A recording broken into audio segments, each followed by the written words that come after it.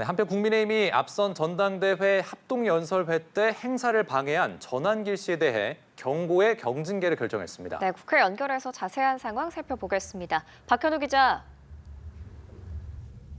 네, 국민의힘 윤리위가 전한길 씨의 전대방해 행위에 대한 징계를 논의한 끝에 경징계인 경고를 결정했습니다. 전 씨는 지난 8일 전당대회 TK 합동연설회 때 언론인 자격으로 입장한 뒤 특정 후보들을 향해 배신자 등 구호를 외치고 야유를 보내도록 당원들을 선동했다는 이유로 윤리위에 회부됐었는데요. 여상원 윤리위원장은 전 씨를 직접 출석시켜 소명을 들어본 결과 언론에 보도된 내용과 소명이 다른 부분이 많았다면서 배신자 등도 전 씨가 먼저 외치면서 선동한 게 아니고 당원이 외친 걸 따라한 것으로 파악했다고 밝혔습니다. 그러면서 지금까지 이 같은 사례로 징계한 전례가 없었고 전 씨가 전과도 없고 본인 잘못을 뉘우치며 같은 일이 반복되지 않을 것이라고 약속해 경고 결정을 내렸다고 설명했습니다.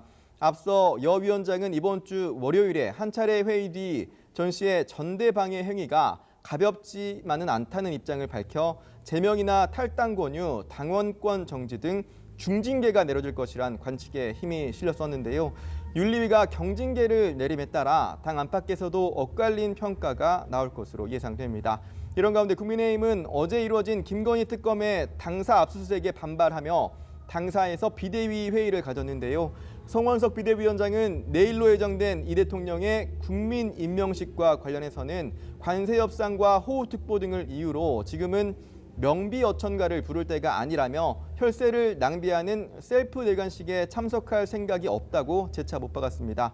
국민의힘은 오후 2시부터는 전당대회 합동연설의 마지막 순서로 수도권과 강원 지역 등 합동연설회를 여의도 당사에서 진행 중입니다. 네, 민주당 상황도 살펴보죠. 민주당이 추진 중인 3대 개혁 특위 중 마지막 특위가 조금 전 출범했다고요?